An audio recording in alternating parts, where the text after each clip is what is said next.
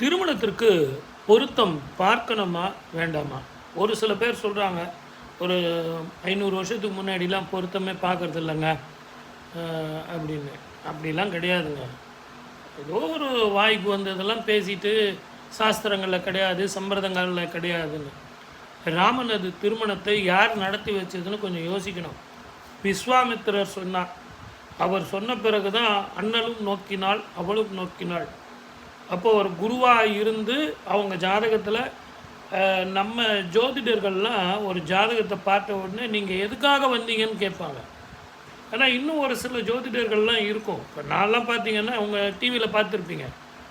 ஜாதகத்தை கொடுத்த உடனே நீங்கள் எதுக்காக கூப்பிட்டீங்க, உங்கள் பிரச்சனை என்ன, அதுக்கான தீர்வு என்னன்னு 3 வார்த்தையில் ஜோதிடத்தை முடிச்சிடலாம். அப்போது அந்த குரு, நமக்கெல்லாம் குருவுக்கு குரு, அவங்க கால் தூசில் நம்ம வருவோமா? அவங்கெல்லாம் பார்த்த உடனேயே இவங்களது லக்னம் இப்படி, இவங்களது நட்சத்திரம் இப்படி, இவங்க ராசி இப்படி, இவங்களுக்கு எதிர்காலம் இப்படி இருக்கும், யாரோடு யாருக்கு திருமணம் நடக்கணும் அப்படின்னு அதை பார்த்து தான் அந்த திருமண பொருத்தம் பார்த்து இருவருக்குமே ஜாதகங்கள் இருக்குது. ராமர் ஜாதகம் இருக்குது, சீதா ஜாதகம் இருக்குது. அந்த ஜாதகத்தை நீங்களும் நானும் கணிச்சதில்லை. இதுக்கு கூட நிறைய பேர் சொல்லுவாங்க இவராக கணிச்சுக்கிட்டாருங்கன்னு. நீங்கள் தயவு செஞ்சு கம்பராமாயணம் படித்து பாருங்கள், வால்மீகி ராமாயணம் படித்து பாருங்கள். அந்த பாடல்களில் மிக தெளிவாக போட்டிருக்கிறது.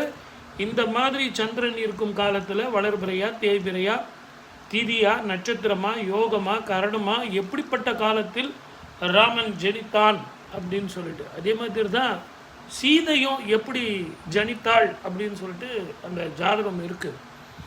ஸோ அந்த ஜாதகத்தை அந்த குரு பார்த்த உடனே யாருக்கு யார் பொருந்தும் அப்படின்னு சொல்லிட்டு விஸ்வாமித்திரர் இது பண்ணுறார். அதே மாதிரி தான் ஒன்று நல்லா புரிஞ்சுங்க. விஸ்வாமித்திரர் குறித்த நாளில் பட்டாபிஷேகம் நடக்கவில்லை. வசிஷ்டன் குறித்த நாளில் பட்டாபிஷேகம் நடந்தது. இதெல்லாம் நிறைய பேசணுன்னா பட்டிமன்றம் ஆகிடும். ஆனால் நம்ம தெரிஞ்சிக்க வேண்டிய, வாழ்க்கையில் நமக்கு அவ்வளோ பெரிய ஞானம் இல்லைனா கூட ஜோதிடங்கிறது 10 பொருத்தம் பார்க்கணும். அந்த 10 பொருத்தம் பார்க்கறது எதற்காக அப்படின்னு கேட்டிங்கன்னா, நிதானமாகவும் பொறுமையாகவும் நம்ம அதை பார்த்து, அந்த 72 பொருத்தம் அந்த காலத்தில் இருந்ததுங்க. இப்போ நம்ம 10 பொருத்தம் தான் பார்க்குறோம். இன்றைக்கி 72 பொருத்தம் இருந்தது.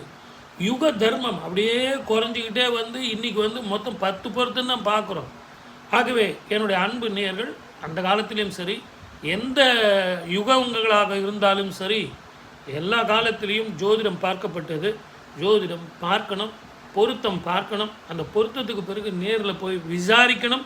அது கலியுக தர்மம். புரிஞ்சுக்கிட்டீங்களா? ஒரு சப்ஸ்கிரைப் பண்ணுங்கள்.